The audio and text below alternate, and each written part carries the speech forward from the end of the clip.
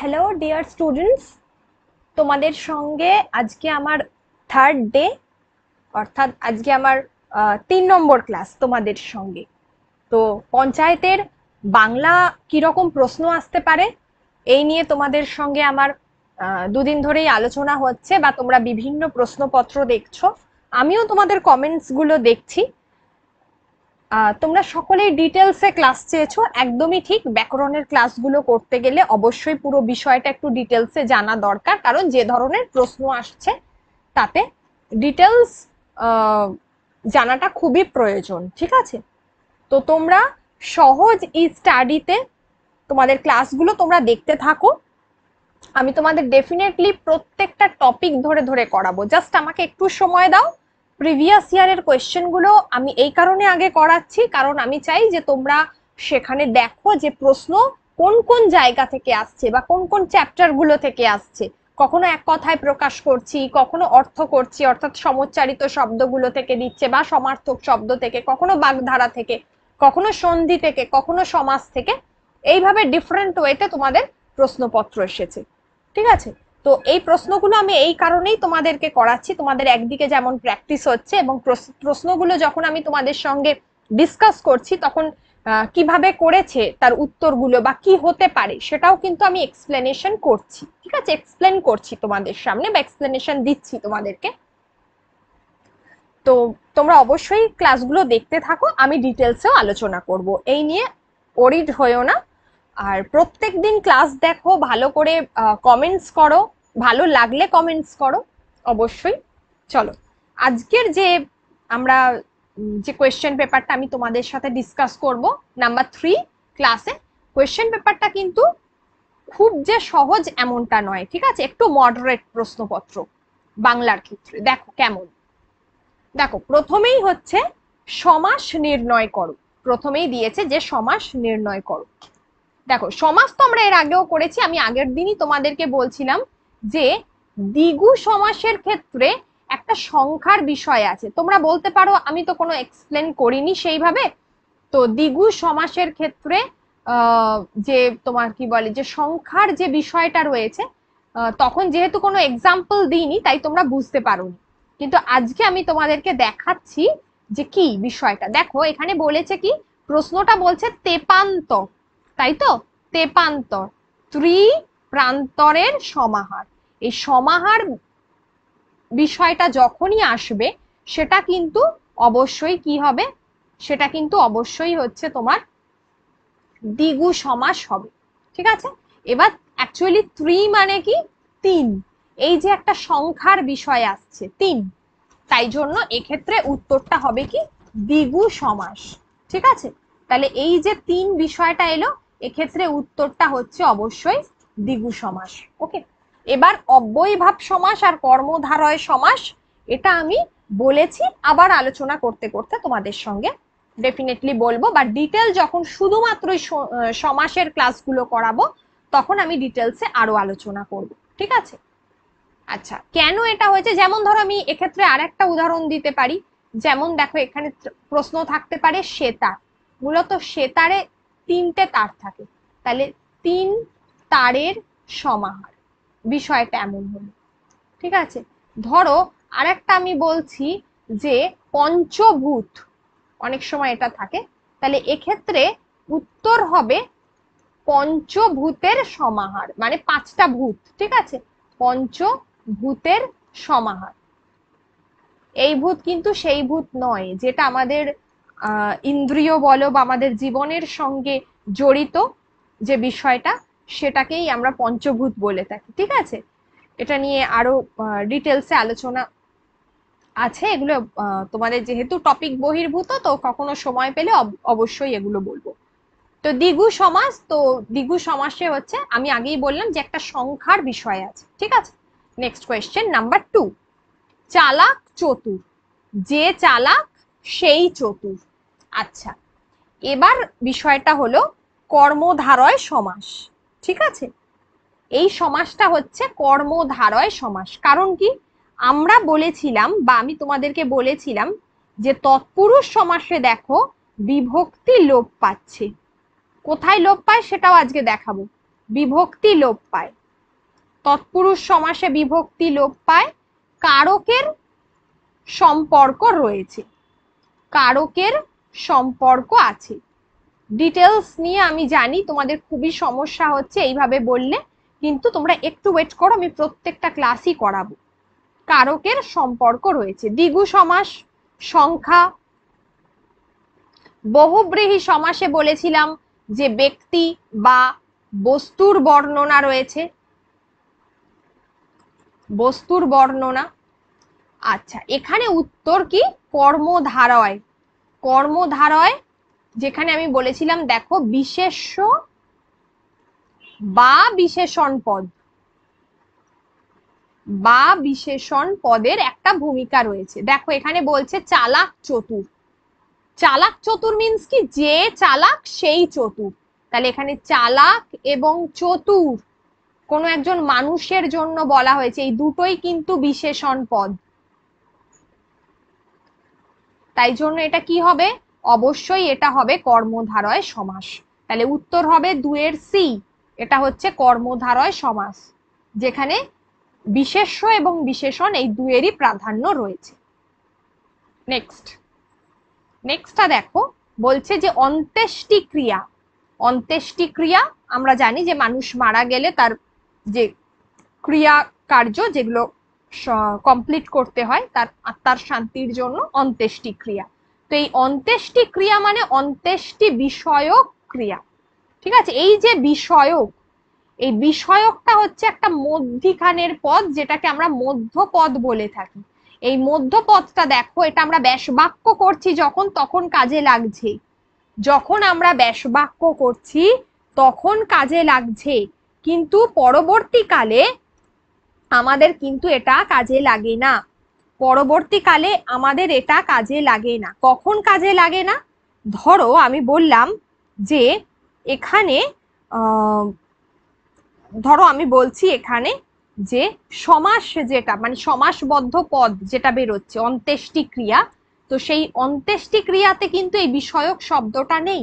অন্ত্যেষ্টি বিষয়ক ক্রিয়া মানে এই যে মধ্যপদ আছে, মধ্যপদটা লোপ পেয়ে যাচ্ছে, গিয়ে এটা হচ্ছে মধ্যপদলোপী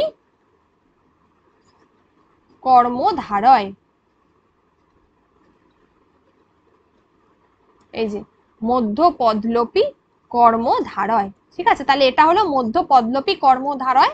বাদ বাকি দুটো আমি আগেই বলেছি, কারোর সঙ্গে কারোর তুলনা বোঝাচ্ছে উপমান, তাহলে এখানে কারোর সঙ্গে কারোর তুলনা নেই, তাই উপমান বোঝানোর জায়গা নেই।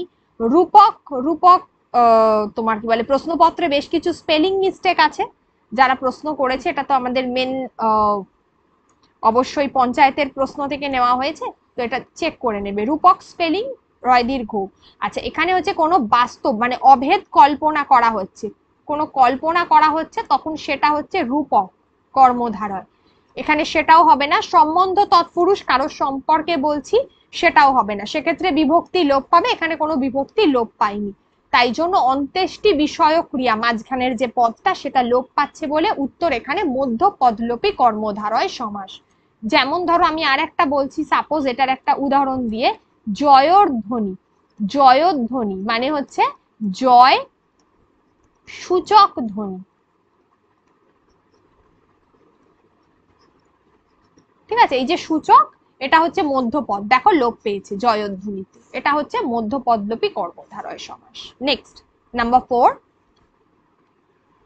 কর্তা ব্যক্তি। এটা ঠিক আগেরটার মতোই, চালাক আর চতুর, তফাৎ এক জায়গাতেই। কর্তার ব্যক্তি, আগেরটাতে চালাক আর চতুর দুটোই ছিল কি? বিশেষণ, কারো সম্পর্কে বলা হচ্ছে। ঠিক আছে, বিশেষণ ছিল দুটোই, কিন্তু এক্ষেত্রে যেটা হবে কর্তা আর ব্যক্তি, কর্তা হচ্ছে তোমার বিশেষ্য, ব্যক্তিটাও হচ্ছে বিশেষ্য, তাহলে এখানে দুটোই হচ্ছে তোমার বিশেষ্য, যিনি কর্তা তিনিই হচ্ছেন ব্যক্তি। ঠিক আছে, তাহলে এক্ষেত্রে এটাও হচ্ছে তোমার কর্মধারয় সমাস, এটাও হচ্ছে কর্মধারয় সমাস। ঠিক আছে, এই জায়গাগুলো কিন্তু খেয়াল রাখতে হবে, যিনি কর্তা তিনি ব্যক্তি, তবে এক্ষেত্রে তফাৎ এক জায়গাতেই, আগেরটার সঙ্গে এখানে দুটো পদই বিশেষ্য পদ হিসেবে ব্যবহার করা হয়েছে। এক্ষেত্রে যেমন দুটো বিশেষ্য হতে পারে, বিশেষ্য প্লাস বিশেষ্য থাকতে পারে, যে পূর্বপদ এবং উত্তরপদ দুটোই বিশেষ্য, দুটো বিশেষণ থাকতে পারে, একটা বিশেষ্য প্লাস বিশেষণ থাকতে পারে, এইভাবে থাকতে পারে, ঠিক আছে। আবার একটা বিশেষ্য আর একটা বিশেষণ এইভাবেও থাকতে পারে। এগুলো কিন্তু খেয়াল রাখতে হবে করার সময়। তাহলে এক্ষেত্রে উত্তর হলো 4, নাম্বার 4, তার উত্তরটা হচ্ছে ডি। নাম্বার 4 এর উত্তর হলো ডি, এটা খেয়াল থাকে যায়। নেক্সট,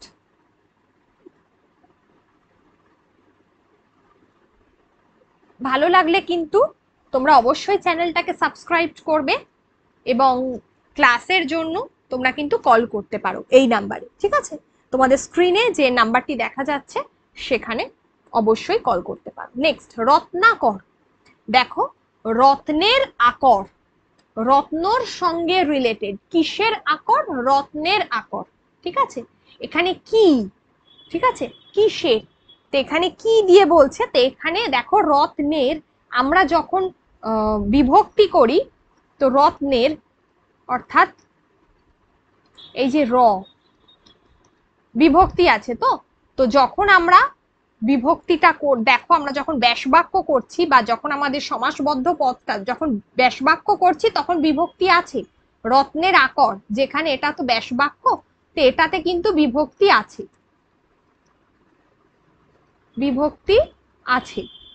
কিন্তু যখন এই সমাসবদ্ধ পদটা বেরিয়ে যাচ্ছে সেটাকে আমরা বলছি রত্নাকর, সেখানে কিন্তু কোনো বিভক্তি নেই, বিভক্তি লোপ পাচ্ছে, কোনো বিভক্তি নেই, বিভক্তি লোপ পাচ্ছে। এটা আরো আমি ডিটেলস এগুলো আলোচনা করব তোমাদের সঙ্গে, কিন্তু সেগুলো ডিটেল ক্লাসে আলোচনা করব। এখানে আমি বিভিন্ন রকম প্রশ্ন দেখাচ্ছি তোমাদেরকে, দেখো যে পরীক্ষায় কি ধরনের প্রশ্ন বা কোন কোন চ্যাপ্টার গুলো আমাদেরকে ফলো করতে হবে। তাহলে এক্ষেত্রে উত্তর হলো তৎপুরুষ সমাস, এক্ষেত্রে উত্তর হচ্ছে তৎপুরুষ সমাস। নেক্সট 5 নম্বর, নেক্সট 6 নম্বর, নাম্বার 6 সমাস আমাদের হয়ে গেল। এবার আমাদেরকে যেটা করতে হবে সেটা হচ্ছে নাম্বার 6 এ কি করতে হবে? বানান, শুদ্ধ বানান, তাই তো? শুদ্ধ বানানটা তোমাদেরকে কিন্তু শুদ্ধ বানানটা তোমাদেরকে দেখাতে হবে। আশা করি তোমরা বুঝতেই পারছো যে শুদ্ধ বানান এখানে কোনটা, সেটা তোমরা আশা করি বুঝতে পারছো। এখানে উত্তর দেখো, বর্গের জয় হস্যই মূর্ধন্য রেফ কোনোদিন জীর্ণ বানান হয় না, জীর্ণ বানান হয় বর্গের জয় দীর্ঘই মূর্ধন্যয়ে রেফ, ঠিক আছে, দন্তেন্য হবে না, তাই উত্তর কখনোই ডি করে আসবে না, উত্তর হবে সি। 6এরটা হচ্ছে উত্তর হলো সি, ওকে। তাহলে এক্ষেত্রে হচ্ছে উত্তর হবে সি।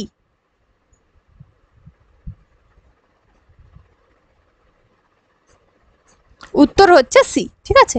তাহলে এখানে আমি বলেই দিলাম বর্গের জয় দীর্ঘই মূর্ধন্যয় রেফ তয় আকার, ঠিক আছে, জীর্ণতা। নেক্সট, নেক্সট স্পেলিং হচ্ছে দুষ্কার্য। এটা যদি না জানো তাহলে তোমাদের পক্ষে দেখাটা খুব মুশকিল, এটা যদি না জানো তাহলে তোমাদের পক্ষে দেখাটা খুব মুশকিল। দুষ্কার্য, এখানে যে উত্তরটা হবে সেটা হচ্ছে 7এরটা হলো সি, পেট কাটা মূর্ধন্য শয়ে কয়ে আকার উন্তুস্ত জয়ে রেফ, এটা কিন্তু পেট কাটা মূর্ধন্য শয়ে কয়ে আকার হবে, ঠিক আছে। দুষ্কার্য দয়ে হস্যও পেট কাটা মূর্ধন্য শয়ে কয়ে আকার উন্তুস্ত জয়ে রেফ, ওকে। দুষ্কার্য সি উত্তর হবে, দয় দীর্ঘ কখনো কার্য হয় না, তাহলে বি আর ডি কাটা, আর দয়ে হস্যও দন্তের শয়ে কয়ে হয় না, তাই প্রথমটা ভুল, ওকে। উত্তর হলো 7C। নেক্সট 8, 8 এ শ্রমজীবী স্পেলিং প্রথমটাতেই রয়েছে বর্গের জয় হস্যই বয় দীর্ঘই, হবে না, তোমরা জানো, দেখেই বুঝতে পারছো, দেখে একটা অড লাগছে, হবে না। পরেরটা বর্গের জয় দীর্ঘই বয় দীর্ঘই, এটাই উত্তর হবে। আর এখানে দেখো শ্রমজীবী আমরা অনেক জায়গায় এই স্পেলিংটাকে ধরি, এটাও ভুল, ওকে, এগুলো তো হবেই না। তাহলে এক্ষেত্রে উত্তর হচ্ছে, আনসার হচ্ছে বি, আনসার হলো 8এরটা বি। কেমন? আমরা এইভাবে আর 2-3টে ক্লাস করব, তোমরা জানো যে প্রিভিয়াস ইয়ারের কোয়েশ্চেন গুলো যেগুলো রয়েছে এটা তোমরা দেখলে সুবিধা হবে, তোমরা তারপর এগুলো প্র্যাকটিস করতে থাকবে আর আমি সাবজেক্ট ওয়াইজ তোমাদের ক্লাস শুরু করে দেবো, কেমন? 9 সাদৃশ্য। এখানে দেখো সাদৃশ্য স্পেলিং অনেকগুলো দিয়েছে, কিন্তু রাইট স্পেলিং অলওয়েজ হয় দন্তে শয় আকার, দয়ে রে যেটা হচ্ছে তোমার রিকার, আর তালবস্যয় জফলা। সাদৃশ্য স্পেলিংটা আমরা বিভিন্ন জায়গায় দেখি দন্তে শয় আকার, দয়ে হচ্ছে রিকার, আর তালবস্যয় জফলা, সাদৃশ্য। ওকে, তাহলে এক্ষেত্রে আনসার হচ্ছে 9 এরটা ডি। নেক্সট 10 এরটা, কোন বানানটি সঠিক? সমীচীন, আমরা দেখেই বুঝতে পাচ্ছি 10 এরটা বি হলো সঠিক, 10 এরটা হচ্ছে বি সঠিক, সমীচীন। ওকে, সমীচীন 10 এরটা হলো বি, চয় দীর্ঘই দন্তের ন। ওকে, এবার আসছি অর্থ। এই যে 11 নম্বর প্রশ্ন, একটা শব্দ দিয়েছে দেখো 80-20, এগুলো কিন্তু আমরা অনেকেই শব্দগুলোর অর্থ জানি না, এগুলো করতে গেলে সমার্থক শব্দ জানতে হবে। 80-20 কথার অর্থ হচ্ছে যার দাঁতে বিষ আছে, দাঁতে বিষ আছে। কার বলো তো দাঁতে বিষ আছে? এখানে বিদ্যুৎ হবে না, পাখি হবে না, মেঘ হবে না, সাপ হবে। সাপের দাঁতে একমাত্র বিষ আছে, সাপের দাঁতে বিষ আছে। কেমন? তাহলে সাপের দাঁতে বিষ, তাই জন্য আনসার হচ্ছে 11D। 80-20 কথার অর্থ হলো যার দাঁতে বিষ আছে। এই মিনিংটা জানলেই তোমাদের কাছে অর্থটা ক্লিয়ার হয়ে যাবে। দ্বিতীয়ত, কৃত্তিবাস। কৃত্তিবাস শব্দটার অর্থ কি আগে আমরা জেনে নিই, তা না হলে তো এর শব্দের অর্থ তোমরা জানতে পারবে না। কৃত্তিবাস শব্দের অর্থ হচ্ছে যিনি, যিনি বাঘ ছাল পরেন। তাহলে বাঘ ছাল কে পরে? সে হচ্ছে শিব। তাহলে এখানে উত্তর হলো, কেউ আর বাঘ ছাল দেখে বাঘ বলে লিখে দিও না, তাহলে কিন্তু ভুল হয়ে যাবে। উত্তর হচ্ছে শিব। 12 নাম্বার 12 কোয়েশ্চেন, আনসার হচ্ছে বি। ওকে, নাম্বার 12 আনসার হচ্ছে বি, সেটা হলো কৃত্তিবাস, শব্দের অর্থ হলো শিব। 13টা দেখো, বসুন্ধরা, এটা খুব কমন। বসুন্ধরা হচ্ছে ধরা, পৃথিবী, এইগুলো। এর আরেকটা অর্থ হচ্ছে ধরা, ঠিক আছে? তাহলে বসুন্ধরার অর্থ হলো পৃথিবী। আনসার এখানে 13C। 13C হচ্ছে আনসার, 13C হলো আনসার। 14 জলদ। জলদ মানে হলো মেঘ। নাম্বার 14 আনসার হচ্ছে মেঘ। আচ্ছা, মেঘ এখানে দুবার এসেছে, তো এটা হবে মেঘ, ঠিক আছে? দেখবে এটা, এটাই উত্তর, মেঘ। একটা মেঘ এখানে আমি কেটে দিচ্ছি দুবার এসেছে বলে, তো এটা হচ্ছে মেঘ, উত্তর, ঠিক আছে? নাম্বার 15, 15টা কি হবে? তটিনী। তটিনী, স্রোতস্বিনী, তরঙ্গিনী, এগুলো হচ্ছে সব নদীর সমার্থক শব্দ। আমি বারবার বলছি সমার্থক শব্দগুলো যদি পড়ো, এটা কিন্তু একদম কমন হয়ে যাবে। তরঙ্গিনী, ঠিক আছে? তটিনী দিয়ে দিয়েছে, স্রোতস্বিনী, ঠিক আছে? এগুলো হচ্ছে নদীর সমার্থক শব্দ। সমার্থক শব্দগুলো একটু তোমরা দেখবে, সমার্থক শব্দগুলো একটু তোমরা দেখবে, কেমন? নাম্বার 15 কোয়েশ্চেন, আনসার হচ্ছে বি, সেটা হলো নদীর যে তোমার কি বলে সমার্থক শব্দ, সেটা হলো তটিনী, ঠিক আছে? আচ্ছা, নেক্সট, বাক্য সংকোচন করো, মানে এক কথায় যেটাকে আমরা বলে থাকি এক কথায় প্রকাশ করো। এক কথায় প্রকাশ করো, কেমন? কি করতে হবে?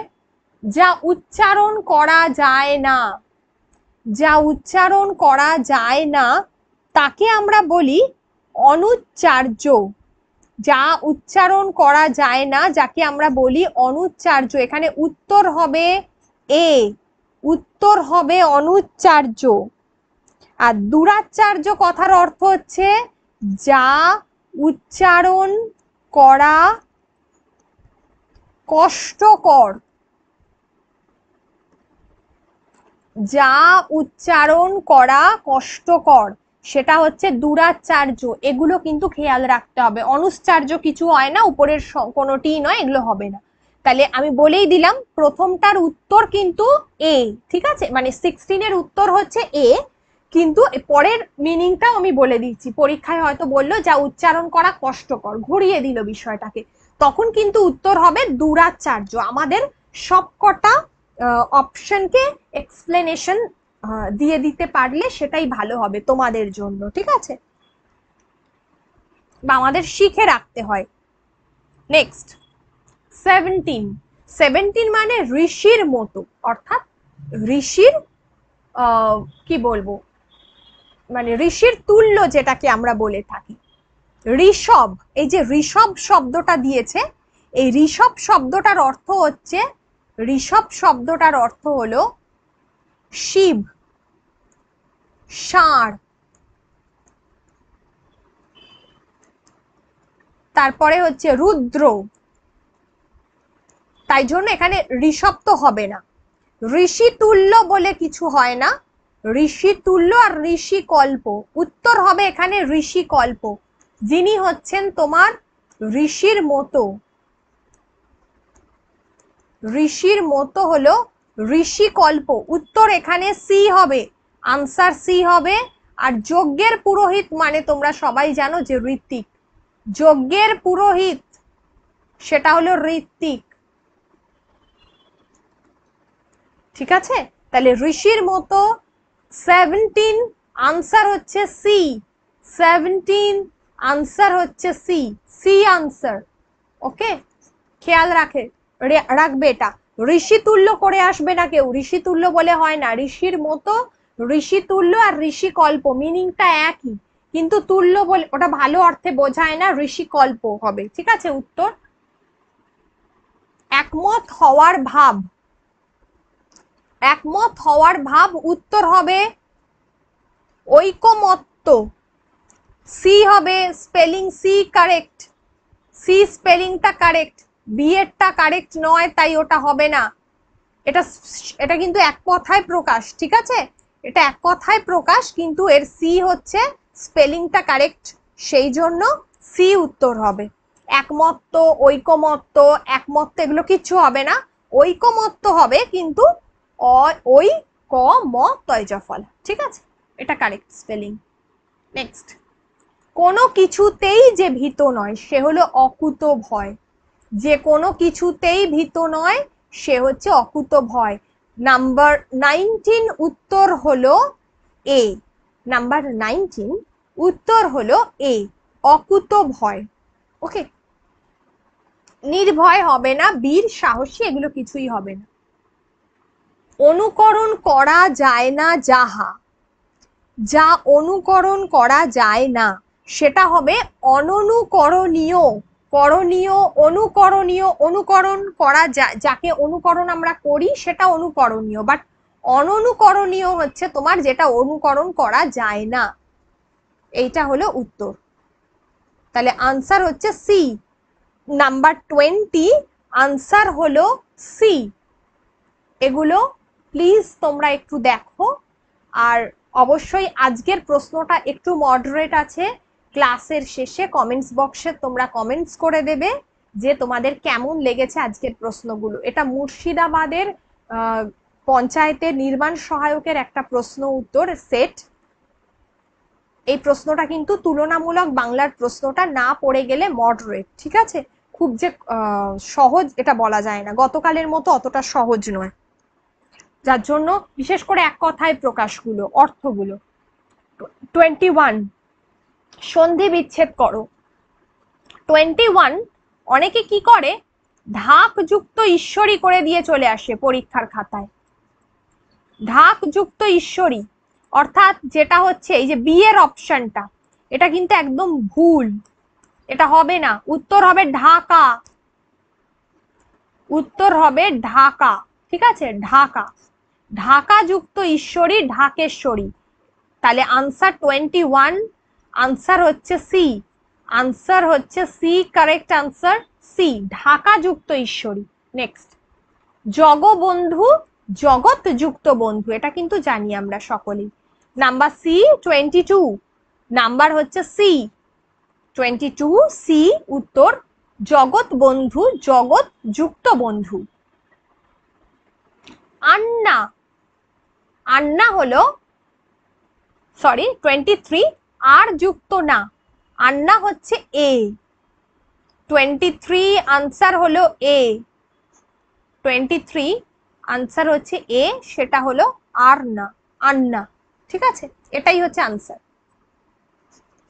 আহ যুক্ত না হবে না, আন না আর আ যোগ নয় নয় আকার কোনোটাই হবে না, এগুলো কোনোটাই হবে না। ওকে, আচ্ছা এটা দেখো প্রশ্নপত্রে যেটা অর্ধেক করা রয়েছে, অর্ধেক কখনো বলা হয় না, বিষয়টা হবে অর্ধেক। অর্ধযুক্ত এক, এখানে আনসার হচ্ছে সি, আনসার সি। 24 আনসার হচ্ছে সি, অর্ধেক নয়, কথাটা অর্ধযুক্ত এক, অর্ধেক হবে। ঠিক আছে, নাম্বার 25 লাস্ট কোয়েশ্চেন। এক একটা সেটে 25টা করে প্রশ্ন থাকবে বাংলার। হয়তো কোনো কোনো সেট আমরা দেখেছি, যেমন গতকাল তোমাদের নদিয়া ডিস্ট্রিক্টের যে সেটটা ছিল, ওটা নদিয়া ডিস্ট্রিক্টের একটা প্রশ্নপত্র, যেখানে কিন্তু আমরা দেখেছি কম প্রশ্ন ছিল, 12-13টা মতো প্রশ্ন ছিল। কিন্তু প্রথম দিনও আমি তোমাদেরকে 25 কোয়েশ্চেন্স করিয়েছি, এবং আজকেও তোমাদের আমি 25 কোয়েশ্চেন্স করাচ্ছি। যার যেখানে মনে হবে যে বুঝতে পারছো না, যদি কোনো প্রশ্ন নিয়ে অবশ্যই কোনো কনফিউশন থাকে, তো কমেন্ট সেকশনে কমেন্টস করে দেবে, আমি বলে দেবো। আর ডিটেলটা নিয়ে আমি আবারও বলছি, তোমরা ক্লাসগুলো দেখতে থাকো। আমি প্রত্যেকটা ক্লাসের যেমন সন্ধি সমাস আলাদা আলাদা করে ডিটেল আলোচনা করব। ঠিক আছে, সরোবর, সরোবর উত্তর হবে সরযুক্ত বর, কিন্তু রয়ে ওকার হবে না, উত্তর হবে এ, স র বিসর্গ। ঠিক আছে, স র বিসর্গ যুক্ত বর, সরোবর, স রয়ে বিসর্গ যুক্ত বর, সেটা হলো সরোবর। তাহলে 25 এর হচ্ছে এ উত্তর। আশা করি তোমাদের ক্লাসগুলো ভালো লাগছে, আর এই ধরনের ক্লাস তোমরা আরো বেশি করে যত বেশি পেতে চাও, তার জন্য অবশ্যই কমেন্ট সেকশনে কমেন্টস করে দাও, সাবস্ক্রাইব করো চ্যানেলটাকে, জানাও আমাদেরকে। আর প্রত্যেকদিন আমি তোমাদের এভাবেই ব্যাকরণের ক্লাসগুলো দেব, যাতে আশা করি তারপরে ব্যাকরণ সংক্রান্ত পঞ্চায়েতের পরীক্ষায় আর কোনো অসুবিধা হবে না, বা অন্যান্য পরীক্ষাতেও যেখানে তোমার কি বলে ব্যাকরণের প্রশ্ন আছে, সেগুলো অনেকটাই তোমাদের জন্য হেল্পফুল হবে। ওকে, ভালো থেকো, থ্যাংক ইউ।